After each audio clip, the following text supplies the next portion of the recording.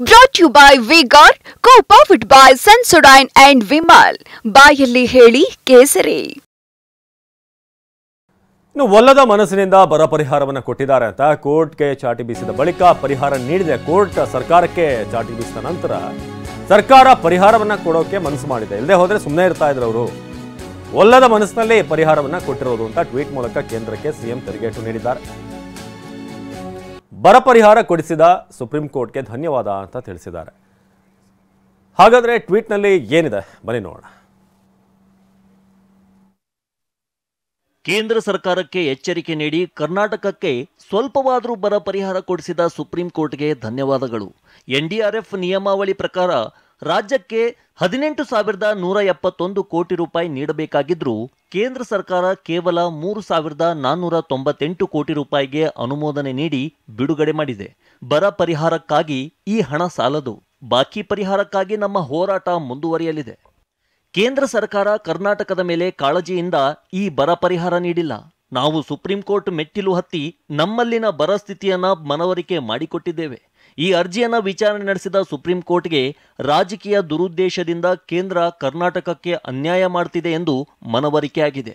ನ್ಯಾಯಾಲಯ ವಿಚಾರಣೆ ವೇಳೆ ಚಾಟಿ ಬೀಸಿದ ನಂತರ ವಾರದ ಅವಧಿಯೊಳಗೆ ಬರ ಪರಿಹಾರ ನೀಡಲಾಗುವುದು ಅಂತ ಸುಪ್ರೀಂ ಕೋರ್ಟ್ಗೆ ವಚನ ನೀಡಿತ್ತು.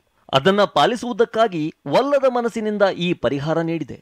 ಇದರಲ್ಲಿ ಬಿಜೆಪಿಯ ನಾಯಕರದ್ದಾಗಲಿ ಕೇಂದ್ರ ಸರ್ಕಾರದ್ದಾಗಲಿ ಯಾವ ಪಾತ್ರವೂ ಇಲ್ಲ. ಇದು ಕೃಷಿ ಕ್ಷೇತ್ರ ಮತ್ತು ರಾಜ್ಯದ ರೈತರ ಮೇಲೆ ಸುಪ್ರೀಂ ಕೋರ್ಟ್ ಇಟ್ಟುಕೊಂಡಿರುವ ಕಾಳಜಿಯ ಫಲ.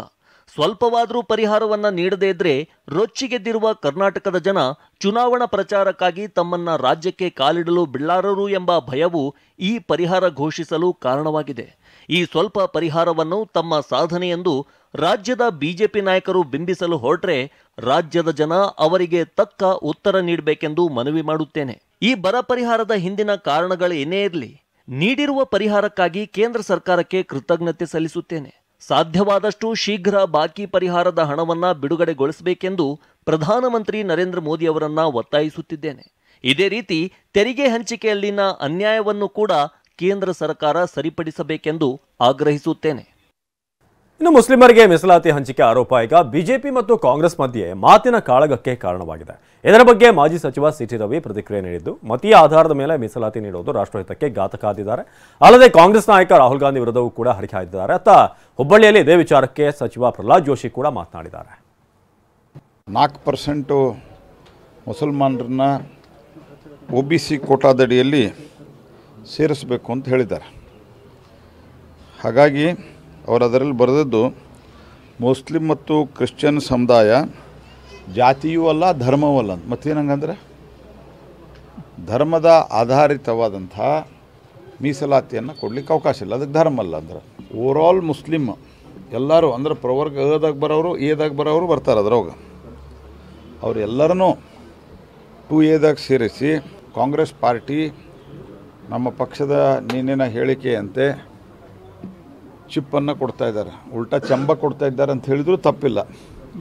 ಹಾಗಾಗಿ ಕಾಂಗ್ರೆಸ್ ಪಾರ್ಟಿಗೆ ನಾನು ಪ್ರಶ್ನೆ ಮಾಡ್ತೀನಿ, ಯಾವ ಆಧಾರದ ಮೇಲೆ ನೀವು ಕೆಲಸವನ್ನು ಮಾಡ್ತಾಯಿದ್ದೀರಿ? ಕಾಂಗ್ರೆಸ್ ಪಾರ್ಟಿ ಬಹುದೊಡ್ಡ ಅನ್ಯಾಯವನ್ನು ಈ OBC ಸಮುದಾಯಕ್ಕೆ ನಾನು ಅವರಿಗೆ ಪ್ರಶ್ನೆ ಮಾಡಲಿಕ್ಕೆ ಬಯಸ್ತೇನೆ. ನೀವು ಇಡೀ ಮುಸ್ಲಿಂ ಸಮುದಾಯವನ್ನು OBC ಪಟ್ಟಿಗೆ ಸೇರಿಸೋದು ಸಂವಿಧಾನಬದ್ಧವಾ? ಡಾಕ್ಟರ್ BR ಅಂಬೇಡ್ಕರ್ ಅವರು ಸಂವಿಧಾನ ರಚನೆ ಮಾಡಿದ ಸಂದರ್ಭದಲ್ಲಿ ಮೀಸಲಾತಿಯ ಪ್ರಶ್ನೆ ಬಂದಾಗ ಮತೀಯ ಆಧಾರಿತ ಮೀಸಲಾತಿಯನ್ನು ಅವರು ವಿರೋಧಿಸಿದ್ದು ಮತ್ತು ಮತೀಯ ಆಧಾರಿತ ಮೀಸಲಾತಿ ರಾಷ್ಟ್ರಹಿತಕ್ಕೆ ಘಾತಕ ಅಂತಕ್ಕಂಥ ವಿಚಾರವನ್ನು ಚರ್ಚಿಸಿದ್ದು. ಆ ಕಾರಣಕ್ಕೆ ಮತೀಯ ಆಧಾರಿತ ಮೀಸಲಾತಿ ಕೊಡೋದನ್ನು ನಿರಾಕರಿಸಿದ್ದು. ಇನ್ನು ಮುಸ್ಲಿಮರಿಗೆ ಮೀಸಲಾತಿ ಕೊಡಲಾಗ್ತಿದೆ ಅನ್ನೋ ವಿಚಾರಕ್ಕೆ ಸಂಬಂಧಪಟ್ಟ ಹಾಗೆ ಏನು ಹೇಳಿಕೆ ಇದೆ, ಮೋದಿ ಅವರು ಕೊಟ್ಟಂತ ಹೇಳಿಕೆ, ಅದಕ್ಕೆ ಸಿದ್ದರಾಮಯ್ಯ ಕಿಡಿಕಾರಿದ್ದಾರೆ. ಏನು ಹೇಳಿದ್ದಾರೆ ಸಿದ್ದರಾಮಯ್ಯ ಬನ್ನಿ ನೋಡೋಣ. ಹಿಂದುಳಿದವರು ಕೊಟ್ಟಿರ್ತಕ್ಕಂಥ ಮೀಸಲಾತಿಯನ್ನ ಕಿತ್ತು ಮುಸಲ್ಮಾನರು ಕೊಡ್ತಾ ಇದ್ದಾರೆ ಅಂತಕ್ಕಂಥದ್ದು ರಾಜಕಾರಣಕ್ಕೋಸ್ಕರ ಮಾಡಿರ್ತಕ್ಕಂಥ ಆರೋಪನೆ ಹೊರತು ಮತ್ತೆ ಇದು ಒಂದು ಅತ್ಯಂತ ಅಪ್ಪಟ ಸುಳ್ಳು. ಸಂವಿಧಾನ ಏನು ಹೇಳ್ತದೆ ಅದರ ಪ್ರಕಾರ ಮಾಡಬೇಕು. ಇದರಲ್ಲಿ ಕೋರ್ಟ್ ಇದೆ, ಸುಪ್ರೀಂ ಕೋರ್ಟ್ ಇದೆ. ಇದನ್ನ ಧ್ರುವೀಕರಣ ಮಾಡಲಿಕ್ಕೋಸ್ಕರವಾಗಿ ಈ ರೀತಿಯಾಗಿ ಈ ದೇಶದ ಪ್ರಧಾನಮಂತ್ರಿ ಆಗಿರ್ತಕ್ಕಂಥವ್ರು ಹೇಳಿಕೆ ಕೊಡ್ತಕ್ಕಂಥದ್ದು ಇದು ಪ್ರಧಾನಮಂತ್ರಿ ಕುರ್ಚಿಗೆ ಭೂಷಣ ಅಲ್ಲ. ಒಬ್ಬ ಪ್ರಧಾನಮಂತ್ರಿ ಅಂತಂದ್ರೆ ಸಂವಿಧಾನದ ರೀತಿಯ ನಡ್ಕೋಬೇಕು. ಈ ತರ ಇವರು ಮುಸಲ್ಮಾನರನ್ನ ವಿಂಗಡಣೆ ಮಾಡಿ ಓಟ್ಗೋಸ್ಕರ ಇಷ್ಟೊಂದು ಕೀಳು ಮಟ್ಟಕ್ಕೆ ಇಳಿಯೋದು ಇದೆಯಲ್ಲ. Brought to you by V-Guard, co-powered by Sensodyne and Vimal. ಬಾಯಲ್ಲಿ ಹೇಳಿ ಕೇಸರಿ.